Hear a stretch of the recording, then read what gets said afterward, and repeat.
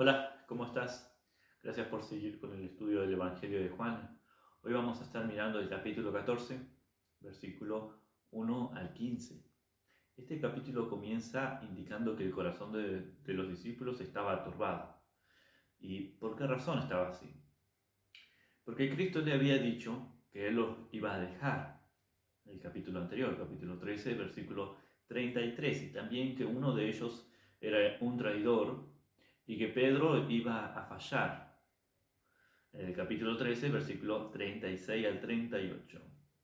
Entonces esto era algo que a ellos les estaba turbando y Jesús lo sabía. Y en este capítulo Jesús procura consolar el corazón turbado de sus discípulos. Y lo hizo en primer lugar diciéndoles que iba a preparar un lugar, una morada para ellos.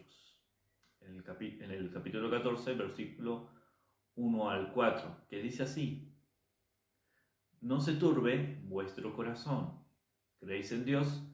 Creed también en mí. En la casa de mi Padre muchas moradas hay. Si así no fuera, yo os lo hubiera dicho. Voy pues a preparar lugar para vosotros. Y si me fuere y os prepararé el lugar, vendré otra vez y os tomaré a mí mismo, para que donde yo estoy vosotros también estéis. Y sabéis a dónde voy, pues, y sabéis el camino. Cristo aquí está hablando del cielo. El cielo es algo real. El cielo es un lugar preparado para aquellos que aman a Dios. Un lugar donde mora el Padre, dice Jesús. El cielo es el lugar preparado para los seguidores de Cristo. Cristo está construyendo un lugar para ellos, para nosotros, los que confiamos en Él. Y Él regresará, lo promete ahí, por los suyos, para llevarlos a la morada que está preparando. Este es el consuelo que Jesús le da a sus discípulos, que tienen el corazón turbado por muchas cosas. Era necesario que Cristo vaya al Padre para que haga esto. Si Cristo hubiera permanecido en la tierra, no podría haber preparado el lugar celestial para los suyos. Y consuela a los discípulos diciendo: yo me iré, voy a morir, pero voy a preparar un lugar en el cielo. Y este consuelo también es para nosotros. Ese lugar preparado también es para nosotros. ¿Cómo puede un pecador ir al cielo? Solamente por medio de Cristo. El que cree en Él es el que va a poder estar con Jesús en la morada que Él prepara. Entonces uno de los discípulos pregunta en el versículo 5, dice así: y dijo Tomás: Señor, no sabemos a dónde vas. ¿Cómo pues podemos saber el camino? Allí sentado en esta cena, la última cena, se encuentra Tomás. Tomás era alguien que dudaba. Parece que Tomás siempre estaba haciendo preguntas y planteando dudas. Pero qué bueno que él estaba allí y qué bueno que él pudo hacer esta pregunta, porque gracias a esa pregunta tenemos la respuesta de Jesús, una respuesta maravillosa que da de una manera clara el Evangelio. En pocas palabras, versículo 6, Jesús le dijo: yo soy el camino, la verdad y la vida. Nadie viene al Padre sino por mí. Jesús está diciendo: yo soy el camino. Él no es simplemente una persona que señala el camino. Él es el camino. Personalmente, Él es el camino. Ninguna iglesia, ninguna religión puede llevarnos a Dios. Solamente Jesús. Muchos creen que hay muchos caminos para ir al cielo, pero no es así. Jesús es el único camino. Él es el camino. También dijo que era la verdad. No simplemente alguien que habla la verdad, aunque sí, Él solamente hablaba la verdad. Él establece las normas de la verdad. Él conoce la verdad y nos lleva a nosotros al conocimiento también de la verdad. Él es la verdad y la vida. No solamente declara que estaba vivo, sino que Él es la fuente y el origen de la vida. Él es la vida. Luego el Señor dijo: nadie viene al Padre sino por mí. Y acá Él está creando un problema para las religiones, para las sectas, para los cultos. Él dijo que Él era el único camino al Padre, cuando muchos están diciendo que hay diferentes caminos para llegar al cielo, sea por guardar leyes, sea por hacer esto o lo otro.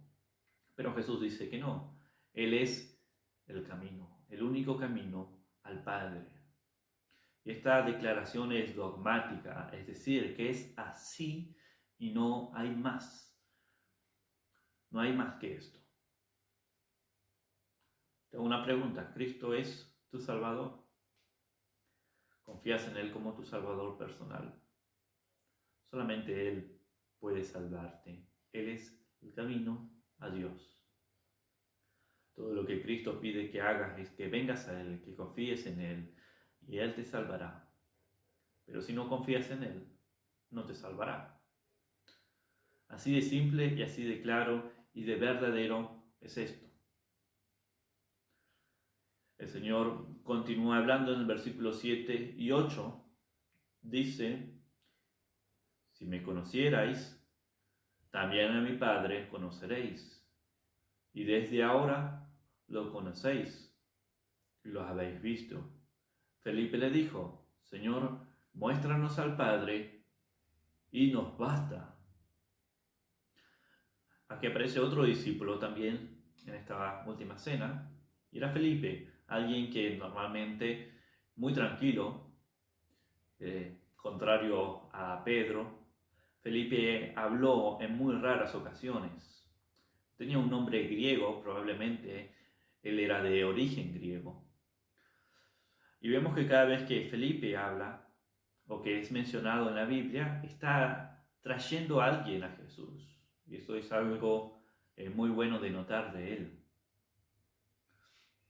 Él trajo a Natanael a Jesús y también a unos griegos que querían hablar con Jesús. Y aquí en el versículo 8 Felipe expresa la ambición más grande que un ser humano puede tener, que puede llegar a tener, el deseo más noble expresado por una persona en toda la Biblia. Dice: Señor, muéstranos al Padre y nos basta. Una pregunta personal te hago: ¿cuál es el deseo de tu vida? ¿Cuál es tu meta? ¿Quieres enriquecerte? ¿Quieres ser alguien conocido? ¿Quieres darle lo mejor a tus hijos, la mejor educación y todo? ¿Cuál es tu meta? Nuestra meta puede ser algo bueno. Sin embargo, la meta más alta y más buena es la que expresó Felipe aquí, es decir, el deseo de ver a Dios. Miremos la respuesta de Jesús a Felipe en el versículo 9.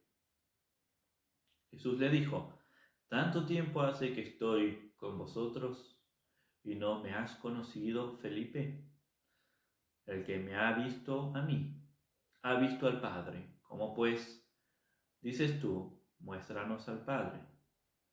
Felipe sabía que por el Antiguo Testamento Moisés había visto la gloria de Dios. Isaías también había visto una visión de la gloria de Dios. Y él está pidiendo esto. El deseo de su corazón también es, como ellos, ver la gloria de Dios. No debemos interpretar la respuesta de Jesús como un reproche a Felipe. Y aunque Felipe no había visto la gloria de Dios como la vieron Moisés e Isaías, había visto a Jesús, había oído sus palabras y presenciado sus obras. Todo lo que Felipe quería ver, ya lo había visto en Jesucristo. Había visto a Dios, porque Cristo es Dios.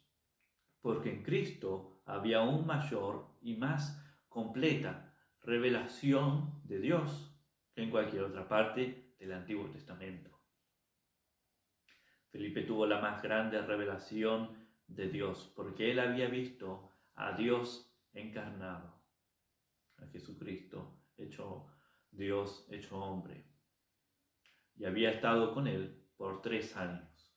En el libro de Hebreos capítulo 1 versículo 3 dice de Jesús que es el resplandor de su gloria, de la gloria de Dios, y la imagen misma de su sustancia. Y aquí en este versículo 9 de Juan 14, Jesús le dice a Felipe: el que me ha visto a mí, ha visto al Padre. Versículo 10 dice así: ¿no crees que yo soy en el Padre y el Padre en mí? Las palabras que yo os hablo, no las hablo por mi propia cuenta, sino que el Padre que vive en mí, Él hace las obras. ¿Te das cuenta que el Señor Jesucristo nunca apeló a su propia voluntad o a lo que Él pensaba para tomar una decisión? Él dijo: las palabras que yo hablo, no las hablo por mi propia cuenta, sino que el Padre que vive en mí, Él hace las obras. Cuando Jesús hablaba las palabras de Dios, expresaba la voluntad de Dios. Todas sus obras eran de la voluntad de Dios. Por lo tanto, le dijo a Felipe que cuando él oía las palabras de Dios, las palabras de Jesús, estaba oyendo las palabras mismas de Dios, el Padre. Y cuando veía las obras de Jesús, estaba viendo las obras de Dios por medio de Jesús. Versículo 11 dice: creedme que yo soy en el Padre y el Padre en mí. De otra manera, creedme por las mismas obras. Jesús dijo que si sus palabras no podían hacer que creyeran, entonces sus obras deberían conducirles a la fe. Versículo 12: de cierto os digo, el que cree en mí, las obras que yo hago, él también las hará, y aún mayores hará, porque yo voy al Padre. Cuando nuestro Señor estuvo aquí en la tierra, hizo muchas grandes obras, más de las que tenemos registradas, muchos milagros. Y estos apóstoles también hicieron muchos milagros, como el Señor aquí lo dice. Sanaron a enfermos, levantaron a muertos. Con todo, Jesús dijo que aquellos que creen en Él harán cosas mayores. ¿Cuál es esa obra mayor a la que Él se refería? En el día de Pentecostés, Pedro, que recuerdan, él había negado a Jesús cuando fue arrestado, predicó un sermón y 3.000 personas creyeron en el Señor. Esa es la obra mayor que los creyentes harían. Cuando el Señor Jesucristo estuvo en la tierra, hizo el milagro de resucitar a los muertos. Personas que físicamente habían muerto, resucitaron. Pero nosotros tenemos el privilegio de predicar a Jesucristo para que las personas puedan vivir eternamente. El logro supremo es traer a los hombres y a las mujeres a una correcta relación con Dios. Esa es la mayor obra. Cuando Jesucristo nos toma a nosotros y obra por medio de nosotros para alcanzar a las personas. Esa es la mayor obra. Versículos 13 y 14 dice así: todo lo que pidáis al Padre en mi nombre, lo haré, para que el Padre sea glorificado en el Hijo. Si algo pedís en mi nombre, yo lo haré. Y continuó diciendo que estas obras serían el resultado de la oración. Estas grandes obras iban a ser resultado de la oración. El Señor dice: todo lo que pidas en mi nombre, yo lo haré. Este versículo ha sido frecuentemente mal interpretado. Muchas veces personas que se aferran a estos versículos lo toman en su significado literal y lo sacan de su contexto también, pensando, bueno, lo que yo le pida a Dios, Él lo hará porque aquí lo dice. Y terminan descubriendo que Dios no hace lo que ellos le piden. Y se preguntan qué salió mal. Bueno, lo que ocurre es que están leyendo en ese versículo algo que no está diciendo en realidad. Y es que lo que está diciendo es que nuestras oraciones deben ser de acuerdo a la voluntad de Dios. Si nuestra oración, nuestra petición es para la gloria de Dios, Dios va a ser glorificado. Si nuestra oración, lo que pedimos, está en sintonía a la voluntad de Dios, no para nuestro egoísmo, no para lo que nosotros queremos, sino para que en primer lugar sea Dios exaltado, entonces lo hará. Y el versículo 15 dice, si me amáis, guardad mis mandamientos. Esto está relacionado a los versículos anteriores sobre la oración. La eficacia de nuestras oraciones también depende de nuestra obediencia a Cristo. Dios va a oír las oraciones de aquellos que le obedecen. Si nosotros no guardamos sus mandamientos, entonces no podemos pedir a Dios que cumpla lo que nosotros le estamos exigiendo, lo que le pedimos. Esta promesa fue dada para aquellos que le aman y la evidencia de su amor es que obedecen a sus mandamientos. Si me amáis, guardad mis mandamientos, dice.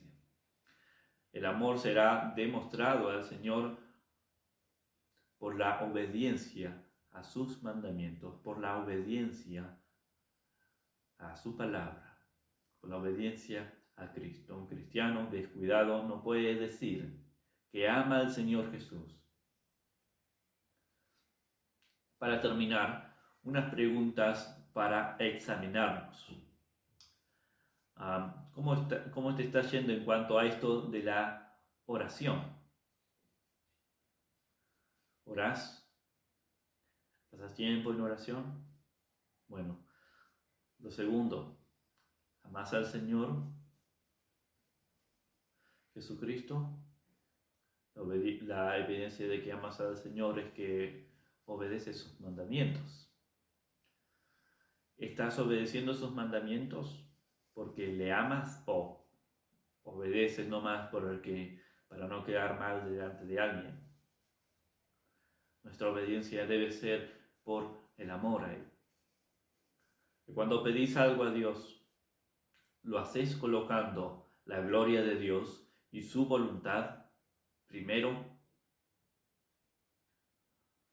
o estás pidiendo para tu beneficio, para tu provecho, sin importarte de Dios y que Él sea exaltado. Si la respuesta a estas preguntas para examinarnos es sí, que sí oramos, que sí amamos a Dios, que sí estamos obedeciendo sus mandamientos y nuestras oraciones son para su gloria, entonces todo lo que pidamos, el Señor lo hará. Y lo hará porque lo ha prometido aquí en su palabra. Muchas gracias, que el Señor te bendiga.